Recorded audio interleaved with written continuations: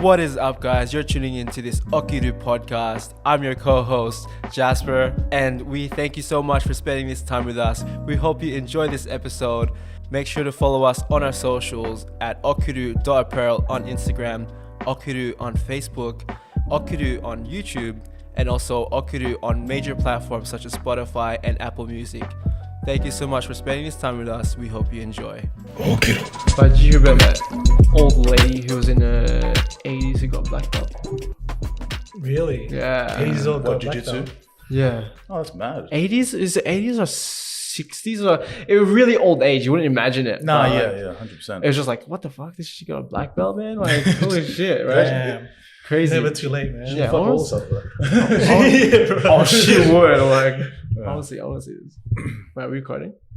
Yes. Oh yeah, shit! No, sorry. Oh, okay. So, I guess we just introduce what is up, guys. Welcome to Okiru podcast. Today we got our boy Chris. That's it. We to haven't be seen on. him in a while, but he was one of our first podcast guests. It's good to have you on again, man. Good to be back. Yeah. So what's been happening on? Like, what's been going on the last year since we last saw you? Was it last year? Wait, A how year? long has it been? Was it 2021 or 2020?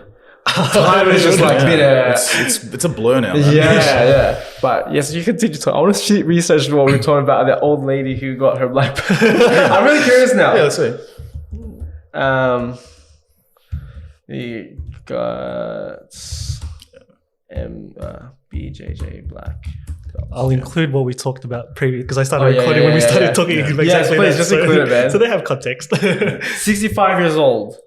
That's 65. Yeah, black belt, man. That's a good thing about BJJ is that you can actually do it into old age. Right. And you can still succeed Yeah. massively. Wow.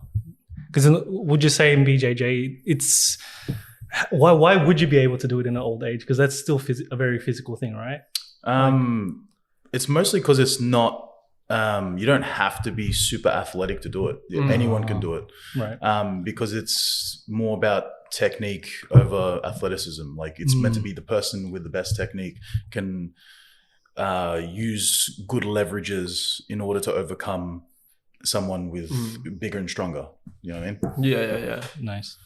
Like, even because if you watch a lot of Joe Rogan, like he talks about just how BJJ is such a, it's a very technical sport. Bless you. Bless you, friends.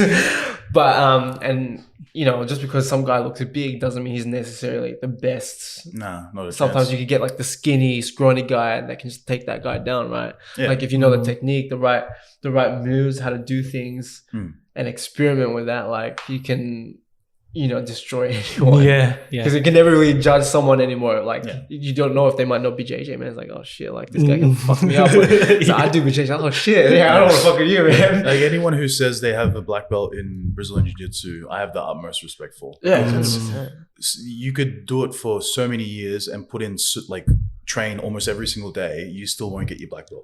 yeah. Really? Yeah. Is it that hard to? It's extremely hard to get it, and there's different factors that go into being eligible for it, but it's mostly like a combination of how long you've been doing it. Like some people say it's like to see, like the instructor will see like how much of your own potential you're living. So like you could be a white belt, like fucking everyone up, Yeah. and you just started, but you're not going to get promoted just because you're like fucking everyone up, because you're not living to your potential yet. Like you have so much further to get. You know what I mean? Yeah, I gotcha. Yeah. Ah, damn. Like that kind It's of all stuff. about your potentiality. Yeah. Like, oh, damn. Crazy, man. It's crazy, man. Did you hear about there's this BJJ guy that I always go back to Joe Rogan about BJJ because I was listening and I always hear about BJJ from him. Yeah. And there's one guy like that teaches BJJ. I don't know if you've heard him, John Donaher. Yeah. And like how he's like during the this guy like trains every day, like BJJ every day, and Probably then, multiple times a day. yeah, as well. multiple times a day, every day, and like. It's just crazy, just what they do, man. Like anyone who comes out of his dojo or whatever you call it is just I think they're called the Death Squad. the death squad. Yeah, they're just like the Donaher death squad. They're just like fuck everyone up, right? Yeah. But coming back from where we were since we last met, you were into powerlifting heavily, and now that's completely changed. What made you have this decision to go from powerlifting to MMA now and have that focus? Mm-hmm. What drove that? Well, I kind of in a sense, I shifted my career, and I wanted my athletic endeavors to at least have a return on investment towards my career at least. And I moved to security. So with security, being better at protecting people in some sense and being able to defend yourself and protect other people it makes you a better security guard. And in my mind as well, I kind of had I don't know how cringy it might sound, but like what's it called, like an identity shift where I wanted to see myself as like a protector of just whether it's through my profession or through my day-to-day life. I want to be able to protect my loved ones and protect people who need to be protected. And MMA suits into that, where it's like something I find extremely fun, but it's also ties into what I see myself as in a sense. Do you consider you say you want to like have that protection, you want to be a protector?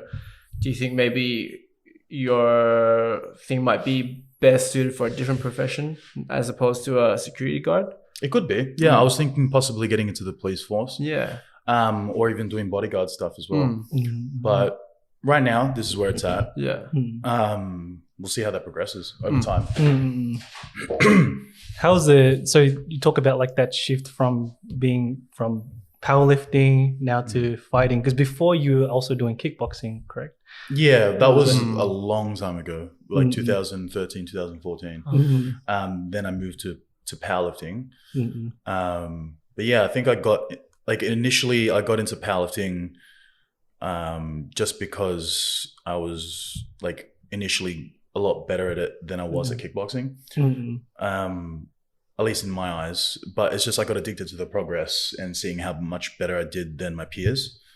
And that's what got me excited into it, because back then I had really low self-confidence and I'm like, I'm finally good at something. Yeah. You know what I mean? Like this is the only thing I'm good at. I might as well do it, like that kind of thing. And I just did it because it kind of filled that void in a sense. And then along the way, it did teach me a lot of things, and I don't regret it at all. But I realized towards the end of my time in powerlifting, I was kind of doing it for the wrong reasons. It was more just to like fill my ego in a sense where like, I want to grab this record because I want people to look at me in a certain way, like have respect for me or blah, blah, blah, that kind of thing, rather than just doing it for myself. I was doing it more to just impress others. So now I'm swapping over to this, and I'm doing it for something greater than myself. Nice. Which gives me insane amounts of motivation to continue doing it even when things get hard, because it's not just for me. That's awesome, man.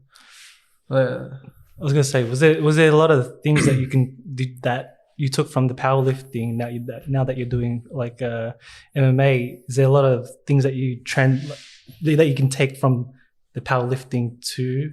Yeah, massively. I'd say body awareness. Body awareness is massive for that. So being able to control your body and I'm sure you guys know what body awareness is, as well as discipline.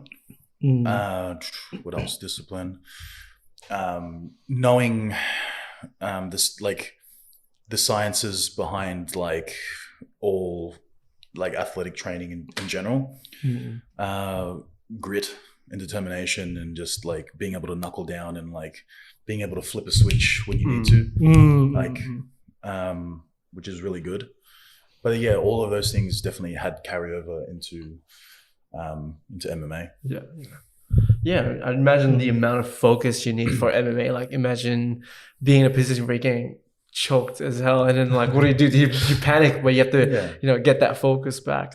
What's it like, being in those situations where you're getting choked the fuck out? What do you do? What is your mind? have you trained your mind to like be composed in those situations?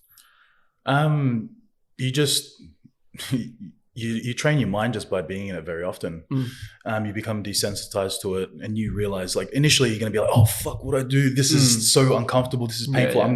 I'm gonna get choked out, or he's gonna snap my arm, or something like that, or I'm getting punched in the face, etc. Initially you go into panic mode, but when you keep doing it over and over and over and over again, you realize it's actually not as bad as you think. And as well as you start to become more analytical in your mind. You start to think like, okay, instead of like, oh shit, he punched me in the face and everything goes out the window, you start to think like, okay, let's defend here, defend there, blah, blah, blah. How can I escape this? How can I escape that? That kind of stuff. And you have to be, very analytical about it. Was it very scary coming back into the MMA like fighting scene? Like, no, it's actually exciting. To be honest. But you never had like that when you, or the very first time, did you have that? Oh, thing? 100%. When I first came into a kickboxing gym many years ago, or 2013 was the first time I went there, and I was just like kid coming from playing World of Warcraft 16 hours a day, thinking like, seeing like the head trainer there just screaming at all his athletes like, I'm gonna fucking bash you if you don't do this. Like you're an absolute dickhead, blah, blah, blah. And I'm like intimidated as hell by this trainer. That was definitely, it's kind of scary. But I just had back then I had like massive determination in my mind. Like I need to change myself like massively. So now it's so much more different. Like it's you're just excited. Because I know that it's like I've been there before. And as well as, I don't know, I know that it's just all part of the process. And so it's like, I'm just comfortable with that scenario now. Yeah. Nice. Okay. Yeah.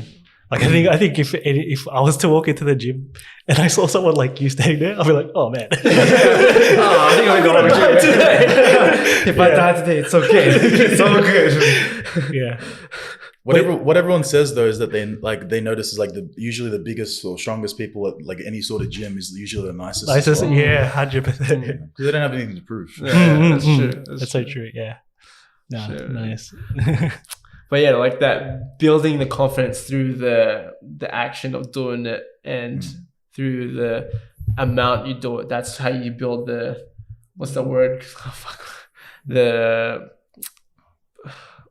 It's like the practice. Getting used to it. And sometimes you just have to eat shit, man. Like, like I was just realizing, man, I was like telling my missus, like, man, sometimes I realize you just have to eat shit. Like, sometimes I go into an interview, it's scary, but like, if you don't do it, you already lost. So if you just do it, you eat shit, you try to learn from that experience, and then you keep going, you have more interviews, and then you get used to the feeling of the environment of what it's like, right?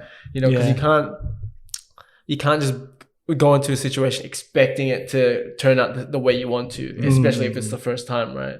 So yeah, man, like just learn to eat shit. The times I learn most in the gym is when I eat shit. Exactly. Straight up, like if I had someone get me in a submission and they're about to rip my arm off, I'm like, it's going to be permanently ingrained in my head.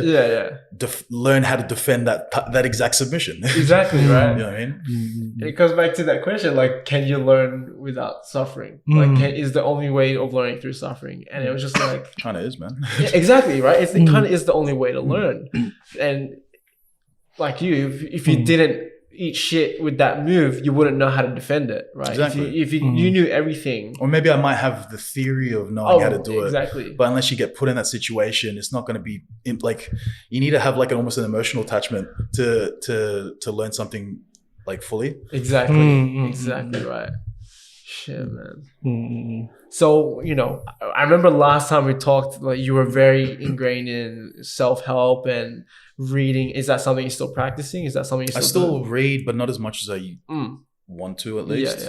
Like, but I still, I haven't been doing it as much as I'd like to. But I think it's just because I'm in a bit of a hectic period of my life, and it's just I'm just caught in a little bit of a whirlwind right now.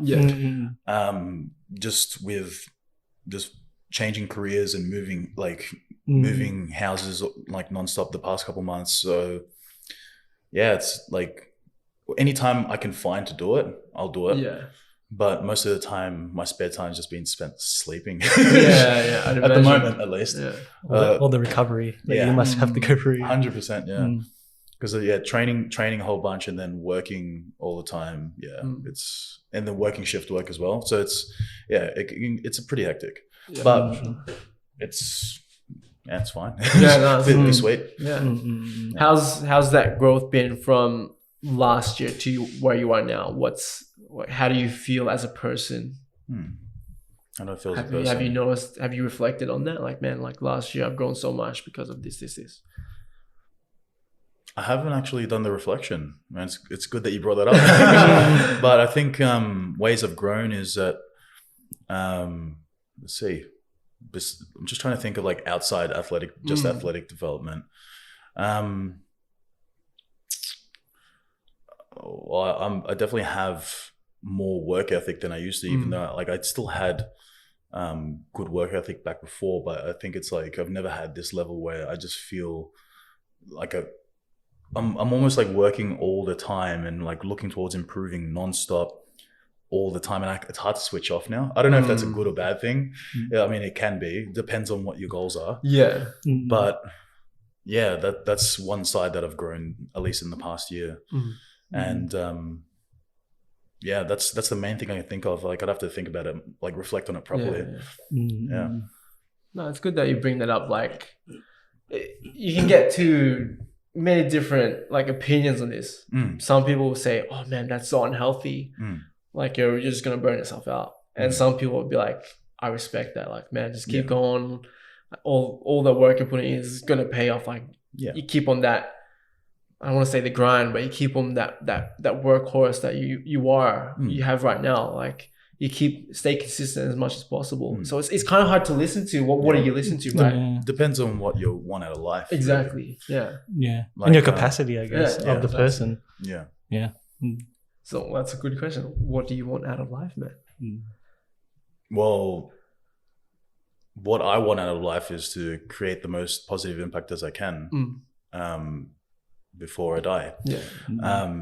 So whatever way I can do that, I'm going to do that. Yeah. That's so through what I'm doing now is through what I'm doing now is just in a sense just trying to continuously improve on my skill sets and improving myself so that I can better give back to other people.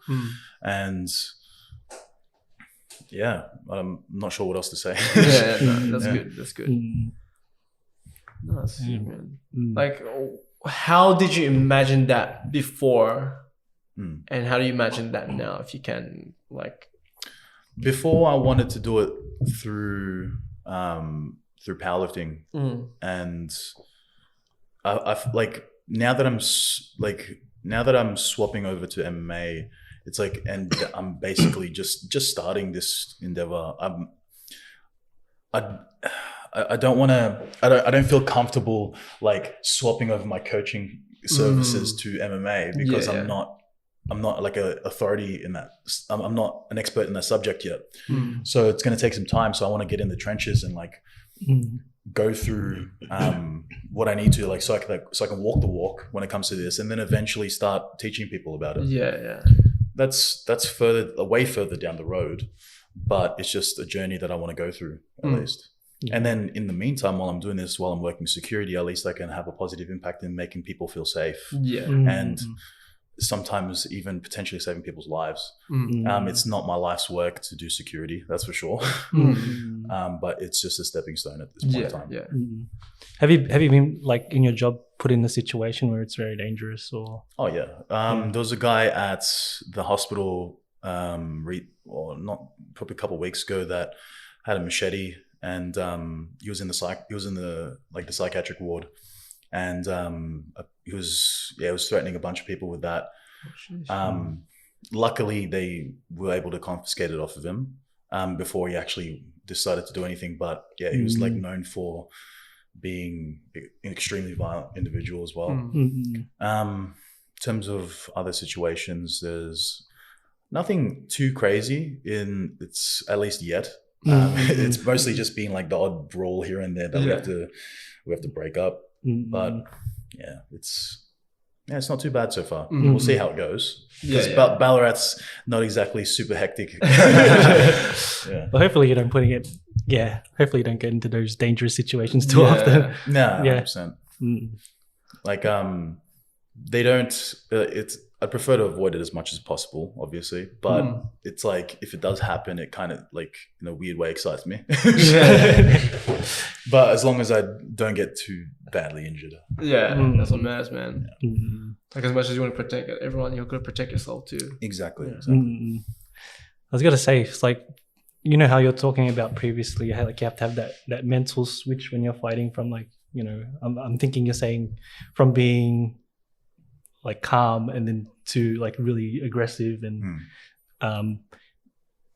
when you're doing powerlifting, and I noticed like when we were filming you, there's a lot of hype and like thing to like get you really excited, like getting the build up before a set. The build up, does that, like when you translate that into fighting and stuff like that, does it work, or like it's more like what you're saying, like switch that you had to kind of turn on and off? Because like I feel like in what do you mean, like as in does it work if I do that constantly? Oh well, in fighting is like, is that something that you can you feel like constant, like in the gym and stuff, like when you're fighting. The thing is, it's like you need to have this switch because you need to turn it off as well, because you don't want to take your sparring partner's heads off. Just snap their arm and just like you'll snap your training partner's arm and you're like when in reality, like you're meant to look after each other, you know what I mean? But from it does have carryover in the sense, if you do get in the ring, it's going to be you need to have some level of aggression. You can't just be timid and like relaxed. I mean, you should be somewhat like relaxed and be present and all that kind of stuff, trying to avoid having too much nerves where it becomes crippling. Like some nerves is good in the sense that it kind of keeps you on your toes and like gets you a bit excited, and like you're less likely to screw up if you're like if you are like that. And you'll be taking your opponent a lot more seriously if you're a little bit nervous as well. You're not going to just go into the match and just like think, oh, I'm going to beat this guy, and then you don't take him seriously, you just get knocked out, that kind of thing. But that's I kind of forgot. I forgot the original question. I guess what I was like, I guess what I was trying to ask was, you know, when you see people fighting, sometimes they say like, you know, you have to be calm like water or something like that, like very like cool headed. I guess which one would be a better way to think during a fight? You should be more likely to be calm. You should be calm, but you should have like almost like a very focused level of aggression, not like a unbridled aggression where you're just trying to like swing and like don't care about your own safety kind of thing. Right. Like leave your chin wide open as you're swinging punches. It should be more like, very focused, channeled aggression in a sense. Right. It's a very controlled aggression. Right. Yeah. Because in a sense, it will help you get your adrenaline pumping as well. And when your adrenaline is pumped, like you need some level of adrenaline if someone's like coming at you, especially if you're taking hits, you're going to feel less pain when you have adrenaline as well. You'll hear of a lot of fighters, they don't feel that much pain even though they're absolutely fucked up. You know until after the match. The match, they're like hobbling, or once everything's gone, they're like, oh god, that kind of thing. So how do you, so how would you train that control? Like I guess never haven't thought about that for a while, but I'd say it's one through practice, which is through anything. But it's like, oh geez, I'd say meditation definitely helps so that you can actually like learn to be in control of your emotions. Like be able to know when like you're experiencing an emotion that you don't want, and like you can catch yourself in the moment, so you can start to try and channel that emotion that you do want. In a sense. How do I say it? Maybe visualization definitely helps a ton. Like that's something that's helped me massively is visualization. You kind of want to visualize something that's going to get you the exact emotion you want, no matter how dark that visualization might be. Like I don't know if you guys have heard of a guy named Eddie Hall. Yes. Yeah, like when he was going to lift 500 kilos, he said that before he said that before the 500 kilo lift, he was literally like, I don't know what what's allowed to be said on the podcast. Sorry, we've been swearing. Basically, he said that he imagined that there was like someone raping his one of his family members, and he had to lift the guy, like rip the guy off of him, and then he was doing that through a deadlift, and you could see before his 500 kilo deadlift, he was absolutely going insane. I remember seeing that. It was like his eyes were bulging out of his and then he was just like bleeding like everywhere. Apparently his blood pressure was literally unreadable. Fucking hell. That sounds dangerous. I mean, he was able to do it, but he said that like if he kept that up, that's why he had to retire, because I'm pretty sure his health was just completely down the drain. He said if he kept this up, he probably would have died. Like all the doctors were just telling him like, you got to stop. And his family life was suffering massively because of all the sacrifices he had to make in order to get to that level at the time. I feel like there could be a healthier way to visualize that. 100%. Like, sometimes like you fuck around with your mates at the gym and they'll be like, they're spotting you and be like, oh, imagine this way is like your partner or something is like getting crushed by car. And it's like, why would you think about that? Like sometimes for me, if I just visualize me lifting that weight, then when I do it, it's like, that helps as well. That helps, right? Because you're visualizing success in your mind. Exactly, right? And it's just like Michael Jordan, like you'll visualize doing that free throw, that fadeaway shot, and he gets it in. It was a very extreme example. Like of course. It's like you kind of need extreme measures almost for those extreme athletic feats. Yes, you know what I mean? He's the first man to ever do that. So you need that extreme measure for sure. Something that's uncommon to everything else. Uncommon is like an understatement, because I think that athletic feat back then was like unimaginable, because before that, I think the world record was like 460 something kilos. And like in the strongman world, it was literally known as like, everyone was saying that like no one's going to reach 500 kilos within the next few generations. And then it went from like 465 all the way to 500 kilos in one, like from one competition to the next. And it's just like, what? That was his record as well. That was his record as well. So it's like absolutely insane. Like the whole strength world went absolutely bonkers. Because it's almost unheard of, that kind of progress at that level. It's ridiculous. So that's uncommon is definitely an understatement. But then had that controversy with Thor though. Now they got the boxing match coming up. Is that actually happening? Yeah. Yes. Oh, it's scheduled. Like it was supposed to be, I think last year. It was supposed to be last year, but Eddie Hall like tore his bicep off the bone throwing a punch. Oh god. Oh man. Yeah.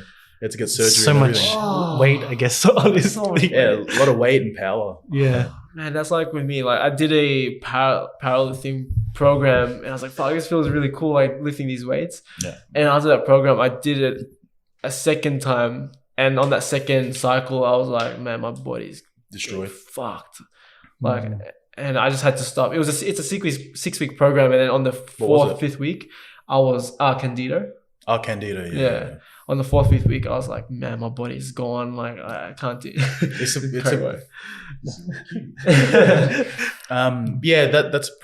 That's pretty standard one. I wouldn't advise that one for someone actually trying to get into powerlifting. That's like more of just a beginner's strength training program in my Yeah, Yeah. I'd say. Well, it was just like a recommended one by my other powerlifting mates that did it. And I was like, I may as well try it. And It's the general recommended one Yeah, for yeah. people just like looking to get into it without having to pay for a coach kind of Right. thing. Yeah, I'd imagined. Yeah. But like after that, I was kind of like, you know what, stuff this. I'm done with lifting heavy weights. And now I've just been focusing on like form and trying to strengthen everything else because longevity is my priority now. I don't give a shit about, it should be, right? I don't care about who can lift 300 kilos or 200 kilos. It doesn't matter to me anymore, man. Like you can lift that far, respect, but I just want to be able to, you know, have my body at 60 years old and like still be able to be mobile and walk around, man. So, you know, just that mindset shift. Different strokes for different folks. Exactly. Different strokes with different folks, man. Yeah. So, because I definitely have had my fair share of injuries in powerlifting. Yeah. Oh boy. Yeah. What about now? Like in like your MMA, are you getting injured or anything like that? Or not at the moment less? because I'm not. I haven't done any training camps where it needs to be super intense. And I haven't done that much hard sparring yet. Like because I need to get my grappling up to par. For the moment. So yeah, we'll see. It's fine so far. I think the closest I got to injury with MMA is doing stretching so far. Because I was doing like doing side split routine, and all I felt was like in the side of my left knee was like I could hear it like a loud rip. Oh god! And it feels okay now, but I haven't gotten to a side split since, and that was like probably 4 days ago. Yeah. So we'll see what happens when I get into that same position. If it's gonna hurt. Yeah. Because it didn't hurt when I heard that rip, but then my knee felt all funky afterwards. So I'm assuming it might have been a ligament. Yeah. That might have tore or something. I heard like flexibility is like a really good thing to have in BJJ. It's massively good. Have you been doing like anything to help with that, like yoga or anything?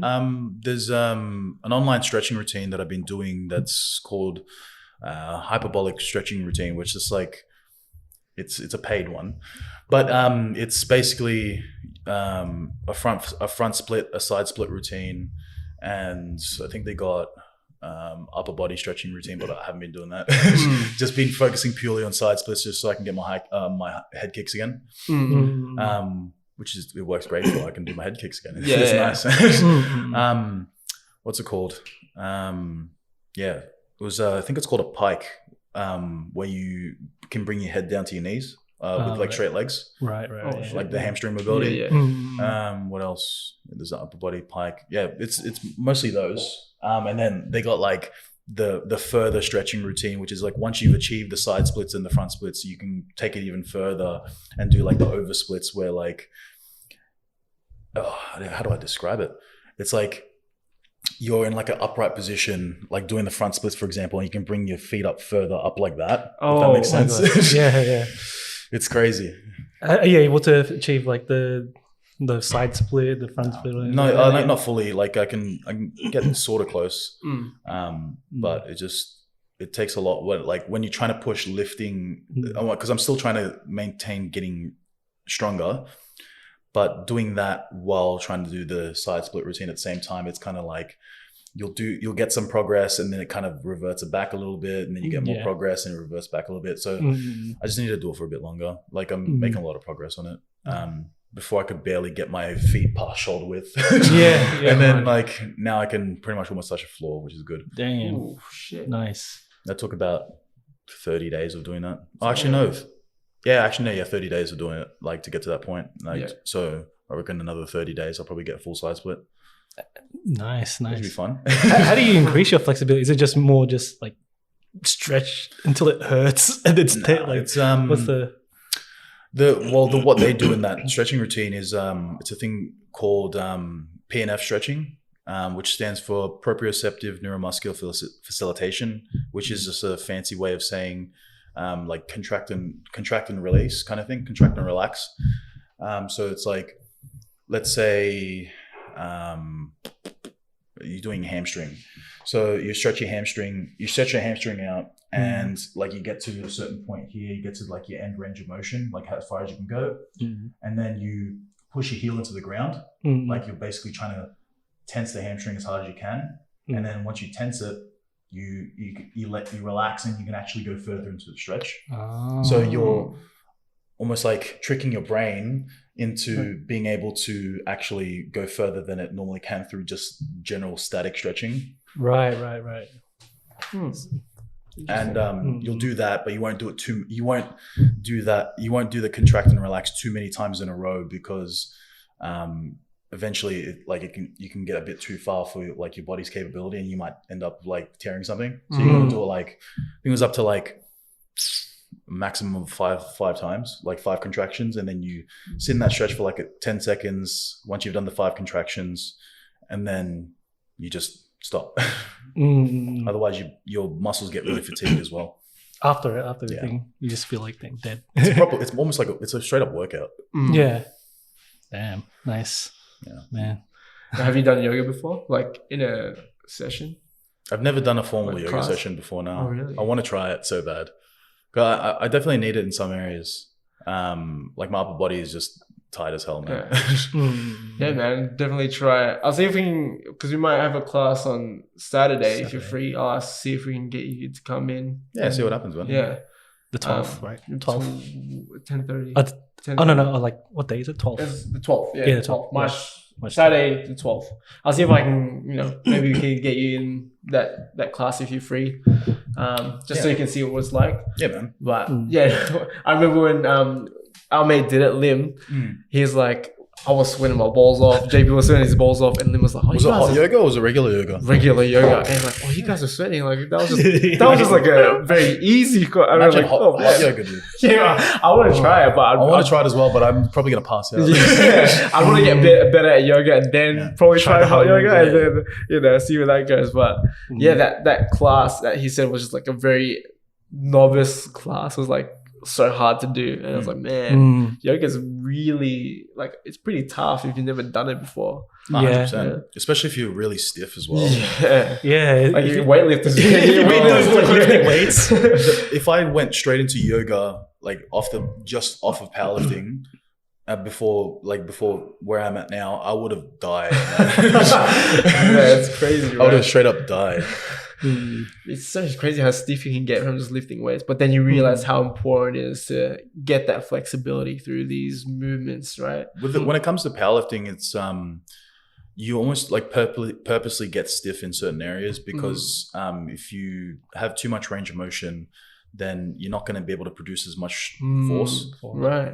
So that's why powerlifters specifically a lot of them will be pretty stiff, but they'll only be flexible in certain areas. Like, for example, someone who's a sumo deadlifter is going to have a pretty flexible groin, but they'll be like stiff in their glutes, etc., and they're stiff in their core and their trunk.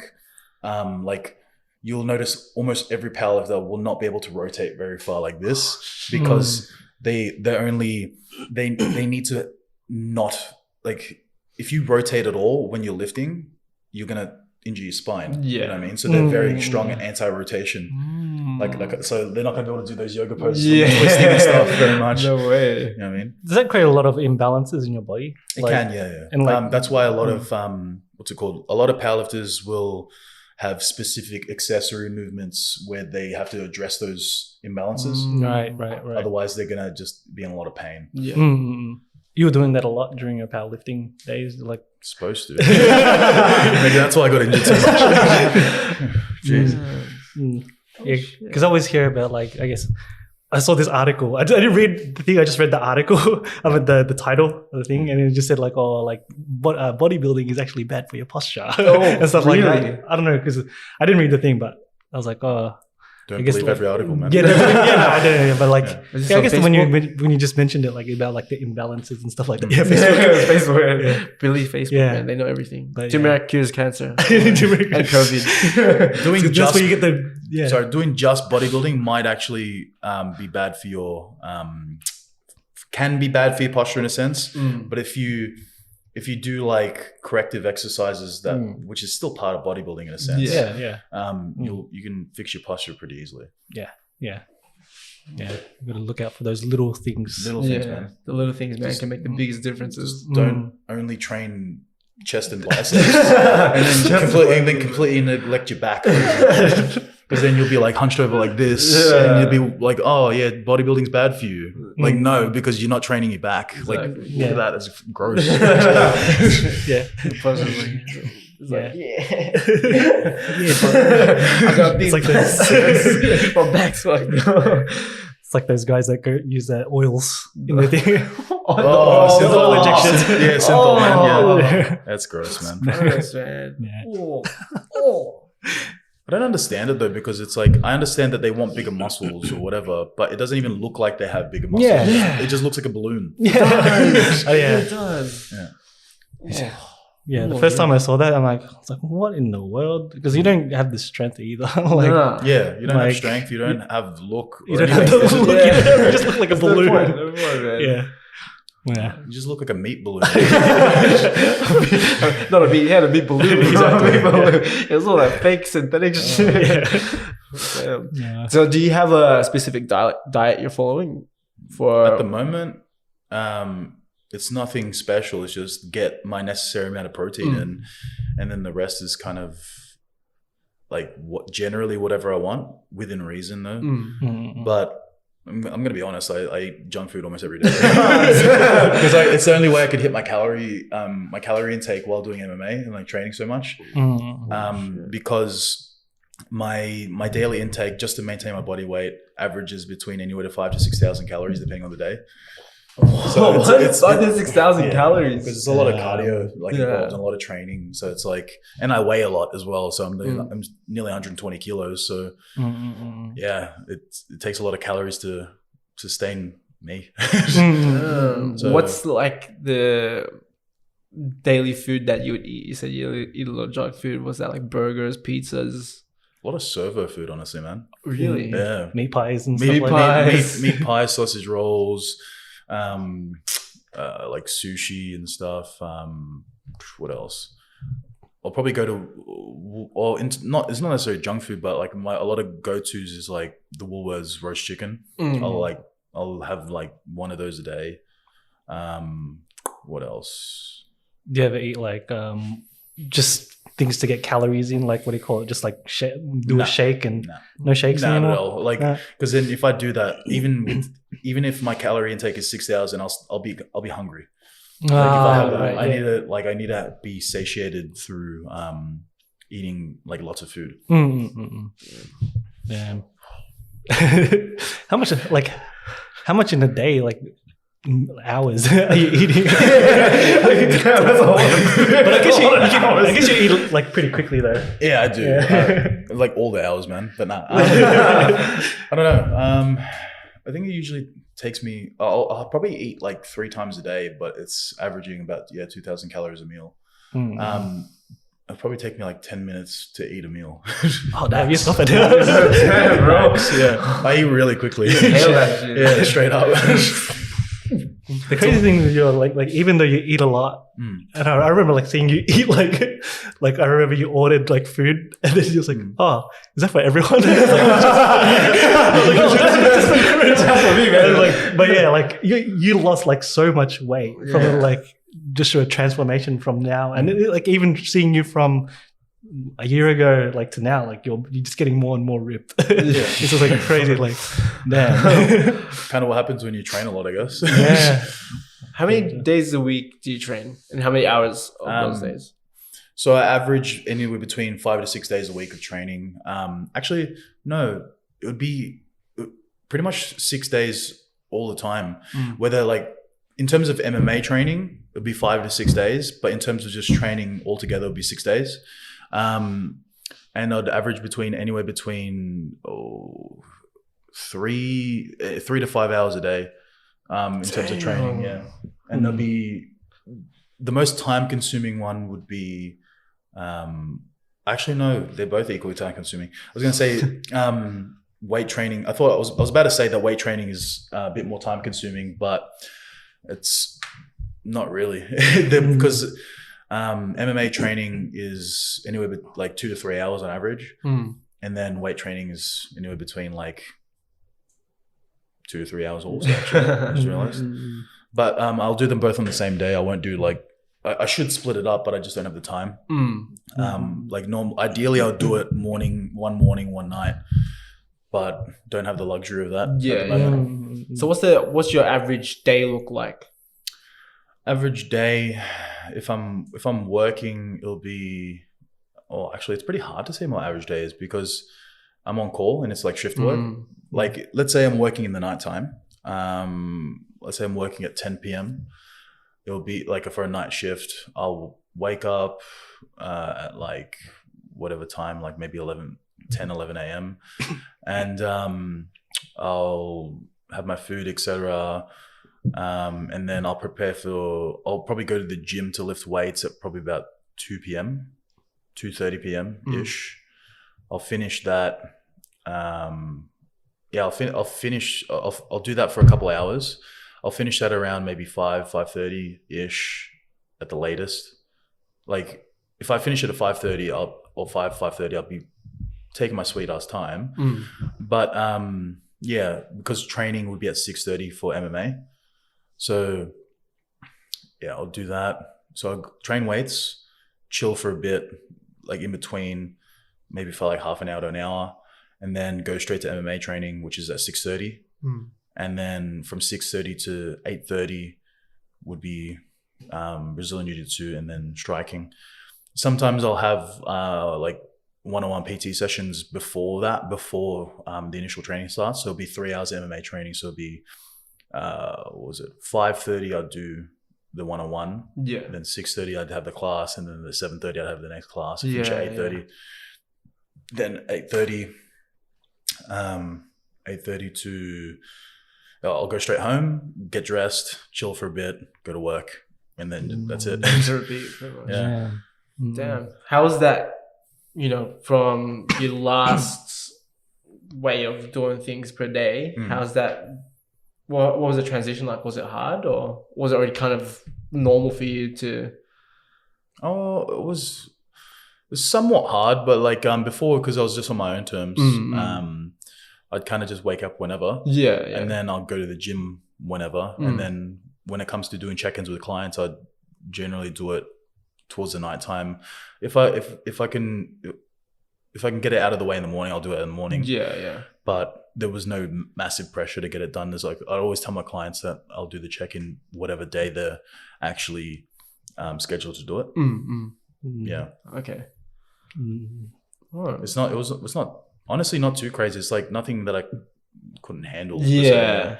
So I don't know. Because when you say it's hard, it's like, I don't know, like in my mind, it's just like life is hard in general. So like, true. So it's like, it's just a normal challenge of life. I just have that. That's the way I kind of perceive it in my head. That's so it's nothing out of the ordinary per se. Yeah. Well, I imagine that takes a lot of toll on your body training. Like it's roughly 6 hours a day. How do you up to 6 hours a day? That's like, if I said I train 6 hours a day, I'd feel like I'm lying. Up to 6 hours a day. It's still a lot of you're going from with lifting then to straight training. Like how's that? Lifting and then MMA training. Lifting and then MMA training. I get what you mean. But how's that?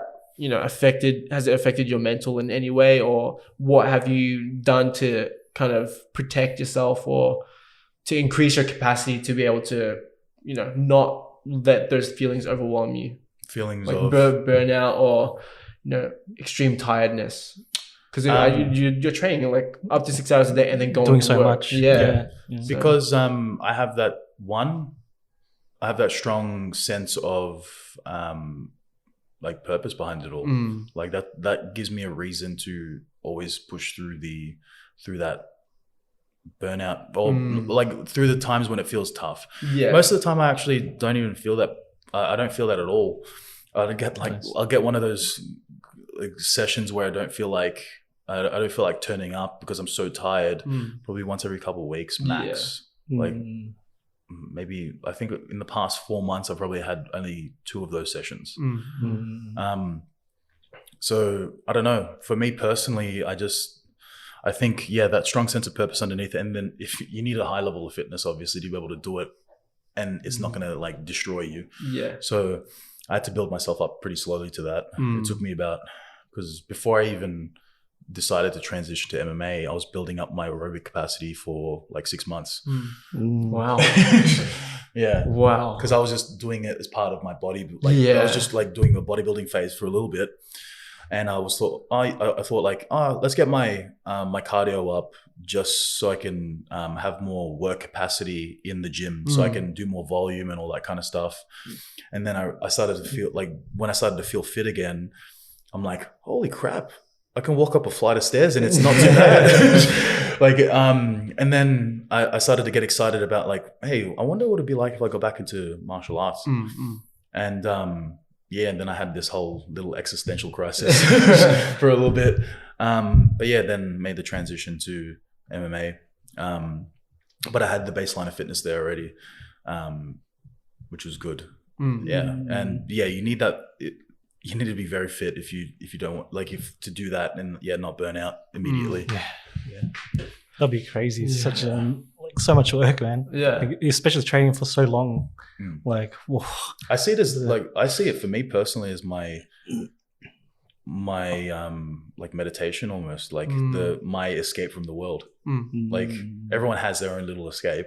For me, that's training. Like that's the way I don't have to deal with my issues for 2 minutes. You know what I mean? Yeah. Or not 2 minutes, but like in this case, up to 6 hours. Yeah, right, man.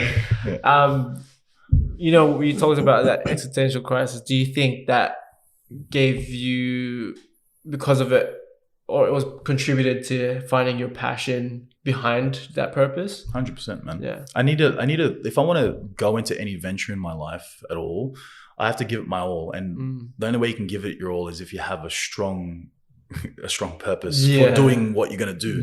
Because that's what's going to get you through all those moments of doubt, all those times where you don't feel like turning up. Because if you're doing it for very superficial reasons, you're gonna find like you don't really care that much, like because it's not. I don't know how else to put it besides like the superficial reasons aren't going to give you like that strong a motivation for the long term at least.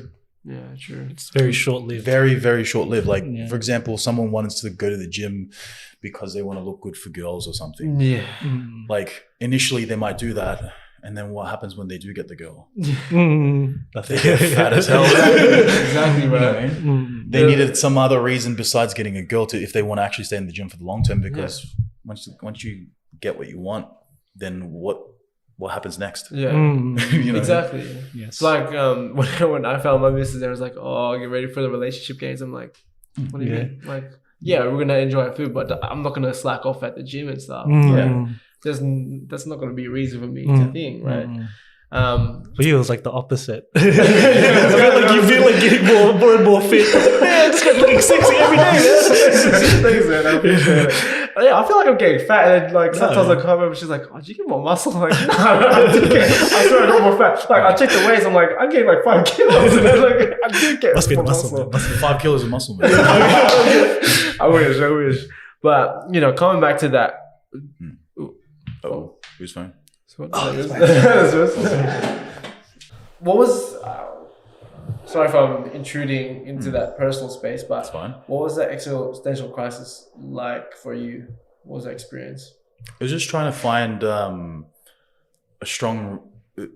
to find what my identity was, because my identity back in the day was just like, I'm a powerlifter kind of thing. It's like I realized I needed an identity that didn't tie down to what I do. Yeah. Like just my career or what my hobbies are, or like what I want to do for, like, in terms of athletic endeavors. I needed something like deeper than that. Yeah. And it took me a while to figure out what that was for myself. Yeah. And I wanted to figure out what my natural inclinations were, what is something that I'm good at. And I found that for me, being a protector and having my identity more tied to that was something that I wanted to pursue. Yeah. And like, for example, if I had the superficial goal, like pursuing MMA of just like, oh, I want people to think I'm a sick cunt. Yeah. What happens if people think I'm a sick cunt like outside of MMA? Exactly. I'm like, do I have any more reason to do MMA? Yeah. You know what I mean? Like, so for me, mine is like, I want to be a protector, and like, how can I be like, how can I be a better protector? Okay, I need to learn to be able to defend myself and defend others. Yeah. Let's do that through MMA. But also in the meantime, while doing MMA, I want to see how far I can take it because it's something I really love and I have a competitive passion for. Do you know what I mean? Yeah. So it's a double whammy. Yeah. I just had this thought just now, like when you were talking about you had thinking that existential crisis and that contributed to finding your purpose and passion. Like, do you think possibly some people who don't know what their passion or purpose is are too afraid to find themselves in those places of existential crisis or just in this deep place of, you know, feeling lost? Because I feel like last year at the end of the year, I went through some deep shit as well. Like I was spiraling down bad and I kind of just lost myself. But then through it, I became so much better and I just saw a bit more clarity in life. Yeah. And it's kind of that, going back to that, suffering is necessary for that growth. Like any time for me personally, like that I've gone through the like lowest points of my life, it's like what'll happen next is I start like skyrocketing towards the higher point of my life. So like it can sound weird to some people, but like I almost get like pretty excited when I go through a low point of my life because I see this is the next challenge, like kind of thing. Because I know once I get on the other side of this, I'm going to be so much better as a person. Yeah. Like I know, it can sound weird and like, I don't know, like I don't think it's a normal mentality to have, but it's what gets me through day to day. Yeah. Like it's my coping mechanism at least. I like that type of mentality though. Like when you face something, it's a challenge more than it's a loss. Like, it's something that you know you got to gain. Like in the long, like in the end, you got to gain something. Yeah, exactly. I think it's what's it called? Like initially when you're younger, you experience these low points and you're like, oh, I'm not going to get out the other side, blah, blah, blah. Like, I'm not going to make it through this. Why is this happening to me? Why is that happening to me, etc. But like once you make it out on the other side of that, you start to gain that bit more confidence in yourself to actually know that you can make it through these low points. Yeah. And then like when you get to the next low point, you have that bit more confidence, you have a bit more of a game plan to get out of it, and it just gets easier and easier to get out of low points. Like it's never easy at all because it's a low point. Yeah. But like now I'm at the point that like as we get older, we all experience a lot of low points from time to time. So it's like if you come into it with a mentality that like you're going to gain something from it, like you said, it's so much better. Like it's so much better, and you really do actually gain something from it because you're coming from the mindset and seeing it through the lens that like this is a way to improve myself. Yeah.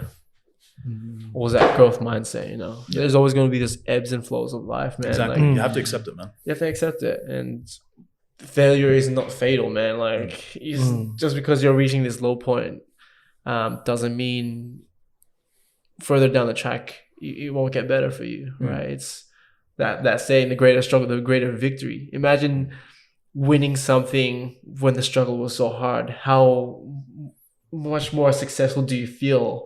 Whereas if it was so easy and there was no resistance to it, it doesn't feel as accomplishing, you know? Yeah, exactly. So it's just being able to understand that the struggles and the difficulties, they're not there to try and stop you from what you're doing. They're there to increase your capacity as a person and, you know, to get that growth. Yeah. Like what we said, sometimes you got to eat shit. Like you just accept to eat the shit that you eat, man. Yeah.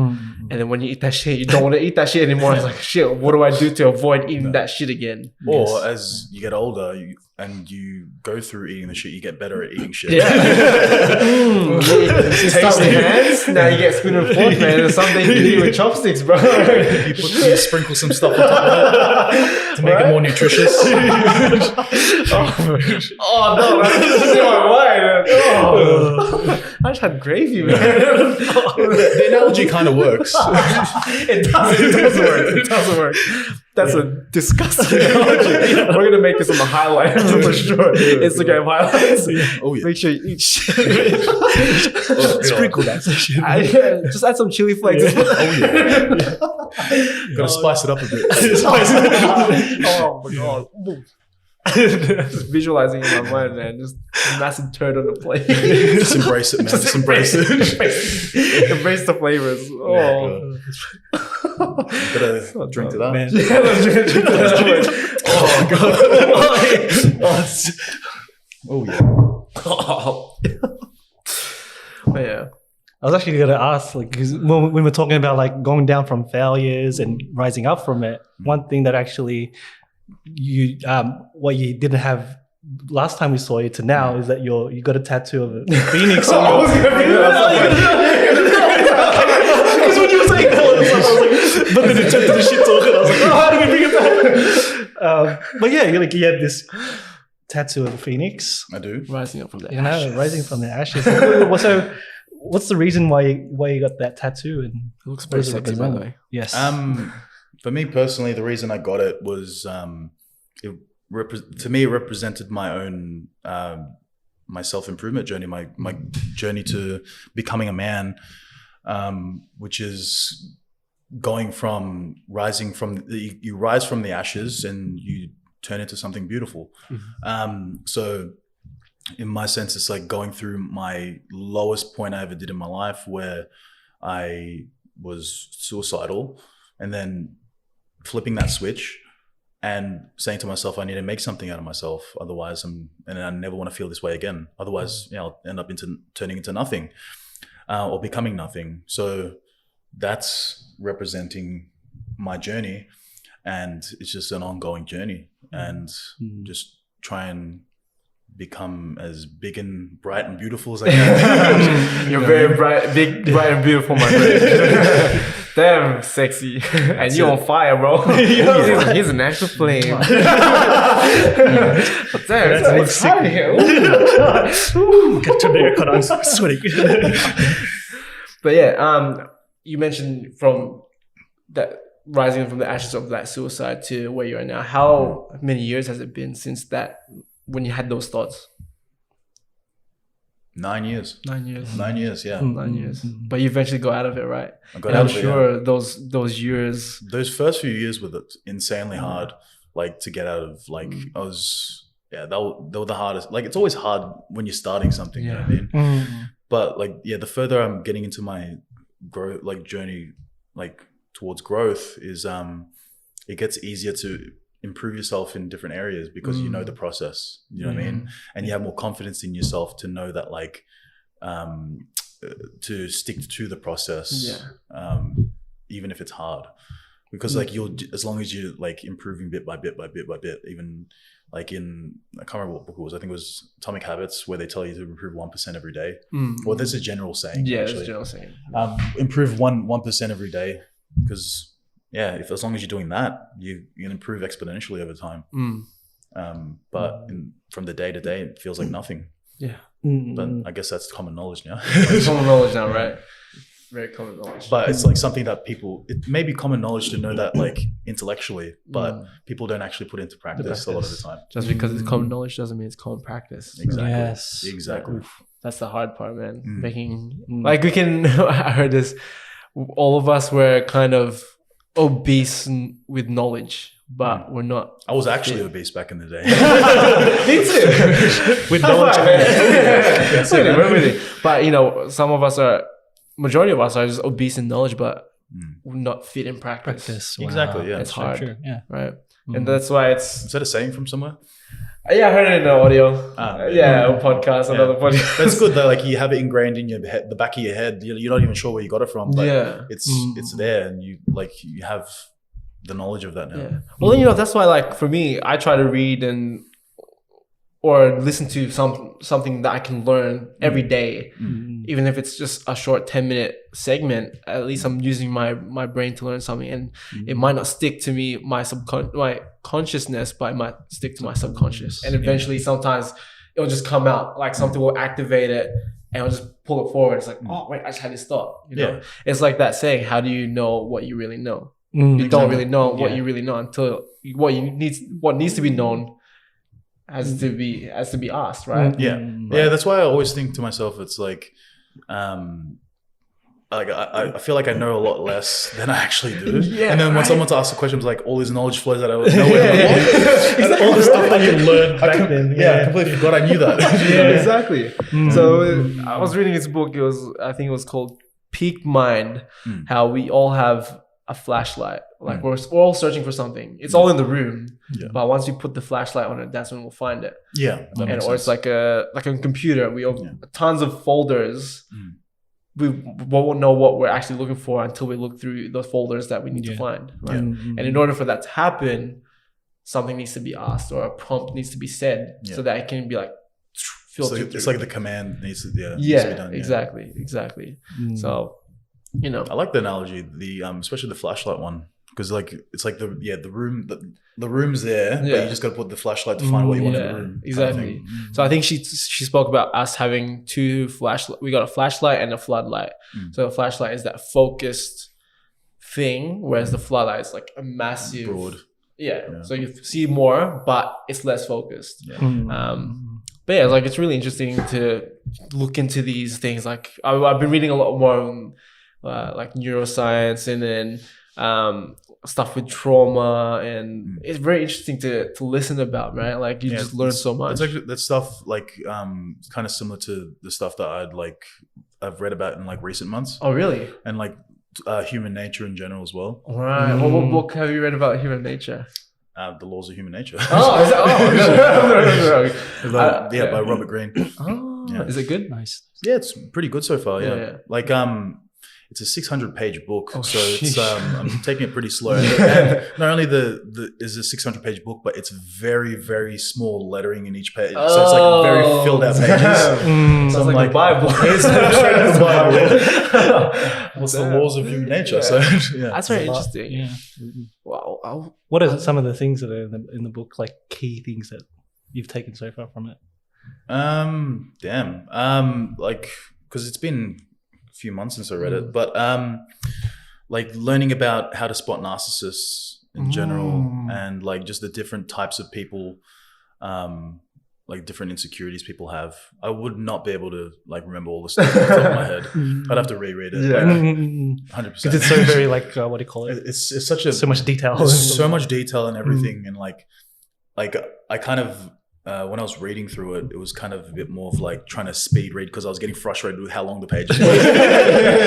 So I didn't actually stick to too much of the knowledge. So like normally when I want to brush up my knowledge on a certain book, I'll kind of vaguely glance over it first, and then I'll reread it and then take notes nonstop, and then like test myself on the notes, that kind of stuff, and just keep rereading it over and over again.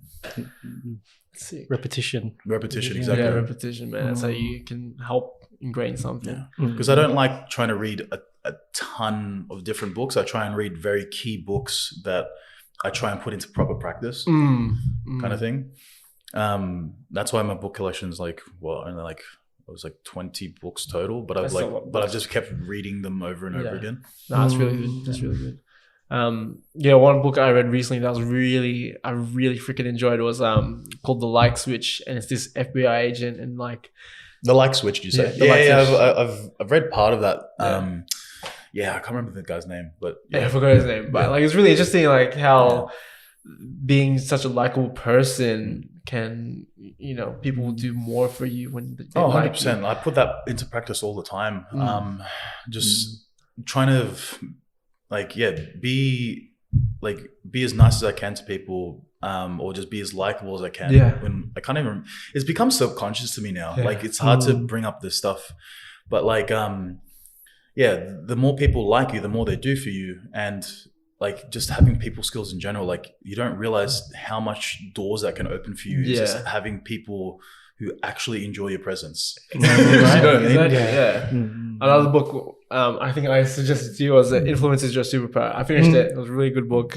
Like how influence is so impactful into our day-to-day. Like she was saying this one exercise she had for a class and how they were able to exchange a paperclip to a car. And it's just so crazy that how people would follow someone who has a purpose or passion behind the things that you do, as opposed to it being such a superficial thing. So like the people who were changing their paperclips for something they needed, they only got to like a notebook or something small. But when there was a purpose behind the paperclip, people were like, oh, I want to be a part of that. So the purpose behind it was, we want to be able to change this paperclip into something that we can provide to someone like a refugee who needs things. And they were able to get that car and donate that car to a refugee. So it's like, you know, the purpose of our things, if we can make it in a way that's in a way to help others and that is not superficial, people buy into that. People want to be a part of something where they can, I helped these people get to where they were. It was, it's something greater than yourself, man. Exactly. Yeah. It's kind of why religion is a thing. Yeah. You know what I mean? Of course, right? That's why people, it's kind of like a purpose they don't have to do for themselves. It's something they can just join. They can serve someone else. Serve someone else, right? Just being a servant. And I noticed that, like, and I can't remember who said it before, but it's generally like, if you're doing something, your purpose is outside of yourself and it's to serve others, you get the greatest fulfillment of that. Yes. Compared to just doing something purely for yourself. Yeah. I wrote that in my notes as well. Like, a purpose should be something that isn't for you, it's for other people, right? That's when you really see it succeed. Because any type of success, we need people. We need people to succeed, no matter what it is. No matter what it is, it's like massive. Yeah, it's very massive. Like the book I'm reading now, The One Thing, it was saying that no person is self-made. Everyone has had someone behind them that they've followed or has helped them, you know, in some sort of way. So it's having that purpose more than yourself, greater than yourself, that is so much more fulfilling than something that you're doing just for your own, you know, accomplishment. Straight up, dude. Yeah. Bloody hell. That's it. Shit. I love it, man. Shall we take this baby into landing, or is there anything else that we want to cover? I think it was we covered a pretty decent like Do you have any closing questions? Yes, we do. We actually have 3 closing questions that we started to ask anyone who comes in. I'm assuming I'm going to be put on the spot. Oh, no. You'll be fine. So these 3 questions, you know, feel free to ask them as comfortable or as open as you like. So 3 questions. Let's do it. What are you grateful for? What have you realized? And what is a question you want to ask yourself or to the people listening? Okay, we'll start with the first one. Say it again. What are you grateful for? I'm grateful for, one, cliche as it sounds, being alive. To actually do what I do and just try and have any sort of impact as I can, and like being able to serve other people. I'm grateful to have the physical gifts I do, in the sense that like, because that way I can better protect other people. What else? I'm grateful for living in a first world country where we can actually do all these things. Exactly. You know? At least we're not in like Ukraine or anything. Yeah, right? we don't have to we can think about like how we can succeed and all that kind of stuff, rather than how can we just survive. You know what I mean? Exactly. Off the top of my head, that's probably the main things I'm grateful for. But just outside of like living, breathing, etc. Like I'm legitimately just grateful to be alive and just being able to do day-to-day things, man. Definitely, like, that's it. Because there's things like I always get put in perspective when I'm in security work, especially working in a hospital, like seeing all these sick people, all these people on like who just I'd meet them and they die like a couple of days later, you know what I mean? Or people who are just like crippled and all that kind of stuff. It really puts my life into perspective, and just being grateful for just being alive and able-bodied. And not only able-bodied, but being an athlete. You know, Exactly. So yeah, that's definitely something I'm grateful for. I think it's so important. Like every morning when I get a chance to sleep over at my missus' house, like I wake up and I'm just like, wow, I'm so grateful to be alive right now. Right. And it's just, how many of us take that for granted? Just living. and then just being where we are, man. just being, Yeah. you know, Yeah. I like the being in the moment. I think the other day we were just talking about, I was like telling her like, man, like we just have to embrace each and every moment that we have. Like as much as we want to look back into the past to remind us of all the stuff we've been through, and also look forward to the future. Like we always have to be in this moment of just living, right? Exactly. Like you know Robert Greene, right? Yes, I heard him. Yeah. So he's like, I've heard on some of his podcasts where he talk about like he's creating a new book where it's like seeing the sublime in the day-to-day life, where it's like being able to appreciate, like just appreciate the beauty in the current, the present moment, and being able to find the beauty in the little things, like like how, like for example, the leaves fall in autumn or something like that, like seeing how like the sound of a leaf hitting the floor, that kind of stuff. Like it sounds kind of woo-woo to the outsider, but like it's when you can actually truly appreciate that stuff, you're so much more content with life. You know what I mean? I think like in those times when we were under influence of certain things that we will not discuss, but it's so crazy how you find a greater appreciation of in this moment and just everything you're surrounded by, just the world in itself, like the leaves brushing and flowing together, just the air and the clouds in the sky, right? Seeing sunlight just beaming on your face. Exactly, right? Like just those small things.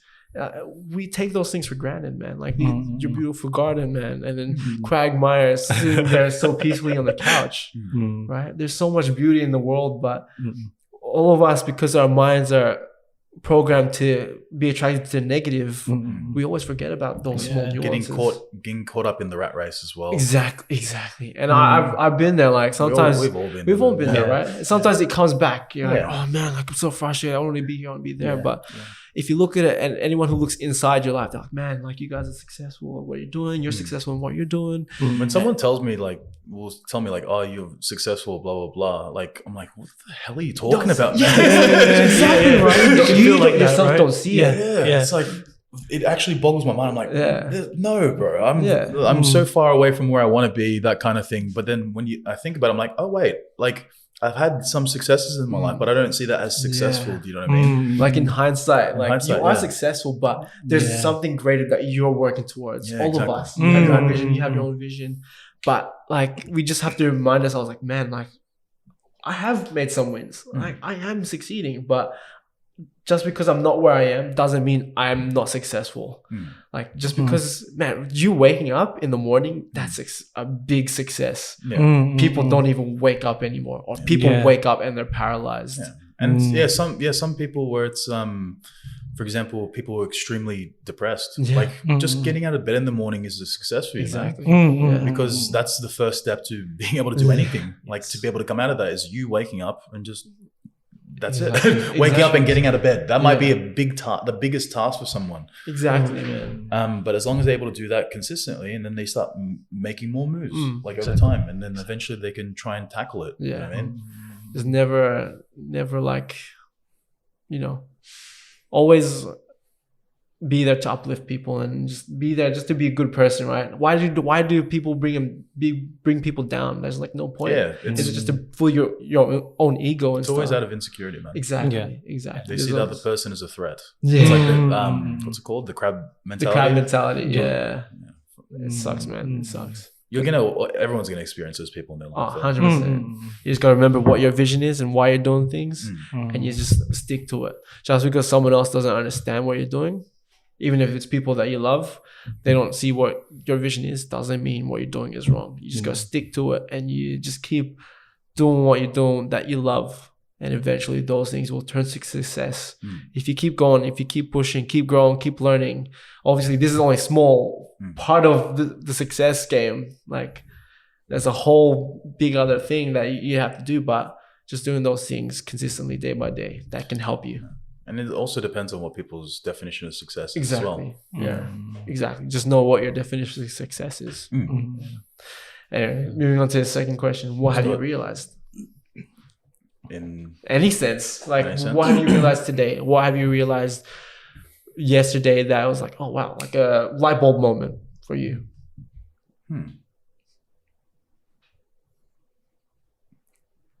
trying to figure out, say something that like. It doesn't have to be something so profound. No, not really. But like for me, just I just realized how finite our time is on Earth in general, like in life. Yeah. Like every year goes by quicker and quicker, and if you don't start putting at least, like, if you don't start putting your foot on the pedal at least somewhat towards a greater goal, it's just like, what are you doing? Like, you know what I mean? Like, it's obviously good to sit back and like not feel too pressured into just constantly just being hammering things out all the time. But like, you need you need to make the most of your time, like while we're alive, because it's goes by so quick, man. Yeah. I'm only 27, turning 28, but like, I can't imagine how quick time would be going by for those people who are like 10 years or 20 years older than me. Like, because time's subjective. So like when we were like, 3 years old, 1 year would have felt like absolutely forever. Yeah. Whereas 1 year just goes by in the blink of an eye now. And then if we're 40, it's going to go even quicker. 50, it's like by the time someone's like 70 years old, a year's going to be like nothing. Like, and before you know it, you're dead. You know what I mean?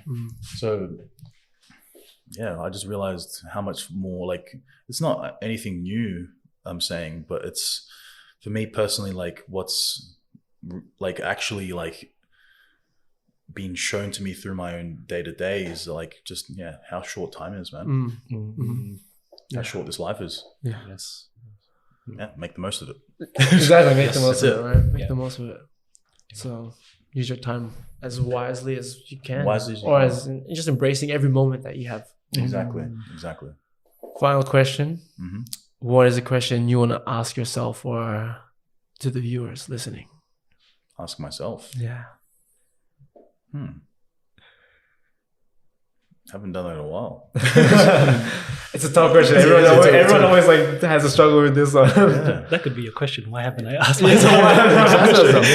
That could be a really good question. What are some examples of like other things that people said? What was another example? What are you living for? What are you living for? Who am I? What did you value last year that you don't value anymore? Actually, something I realized that I ask myself a lot is, what do you want out of life? Like I actually do ask myself that a lot. Like I don't even think about it too much in a sense, but like in my mind, I'm like, what do I want? What do I want? So yeah, that's something that I can definitely ask myself. Do I just answer that now? It's up to you. That's a question for you to answer, or you can answer it now if you want. We'd love to hear what you'd have to say. So what do you want out of your life? I think I initially said it before. It's like I want to create as much positive impact as I can before I die. Yeah. So whatever facet or whatever venture I'll do that through, like whatever way I can, that's my purpose. That's what I want out of life. But I'm always asking myself that same question because I want to see if there's any other way I could do it. You know what I mean? Because I'm trying to be a multifaceted person, not just one dimensional. Like I used to be extremely one dimensional. Like I'm just a powerlifter. That's all I am. Like I'm just a powerlifter. But like, what happens if I don't have that anymore? Yeah. Like who is Chris? Without powerlifting? Who are you without powerlifting? That way, like if I don't do MMA anymore, I'm still Chris. You know what I mean? Like I don't have an existential crisis again. It's like that question, like, what do you do? Like, who are you? Most of us place our identity on our job. Like it's not like, I'm like a brother, I'm a father, I'm this. I'm a person who does this and that, who wants to drive positive impact in life, right? It's if you ask the right people, it's value driven, it's value focused when it's that question, but then others will be career focused. So it's, what happens if they don't what happens if they don't have that career anymore? They're gonna go through that existential crisis like we did. Exactly. I love it, man. Thank you for taking the time to join us, bro. And it was really good to see you again. It's good to see you, man. Sexy ass motherfucker. Good to see you both. Good to see you both, man. But yeah, it's really good to catch up with you again. Like, Damn. That's great, man. Your flight's fast, man. Yeah, it's crazy. Yeah, it's crazy. It's crazy. Yeah, because I was looking back on my story archives on Instagram, and I saw the story I posted where I was getting interviewed. You got yeah. at my house. Yeah. I was like, damn, that's already been a year. It's crazy, man. Yeah. You just go zoom flies so and fast. life just changes, right? And I realized like how much I've changed physically since then too. Like when I saw that, I'm like, whoa, I used to look like that. Hey man, you were mentally sexy, and then you got mentally sexier, and then your body just Thank you, sir. I appreciate it. always been a sexy man. Anyway, we'll close this out. Thank you for spending this time again, and worries, man. thank you for listening. We hope you guys stay safe, always take care, and always choose to get up. Peace. Okiru.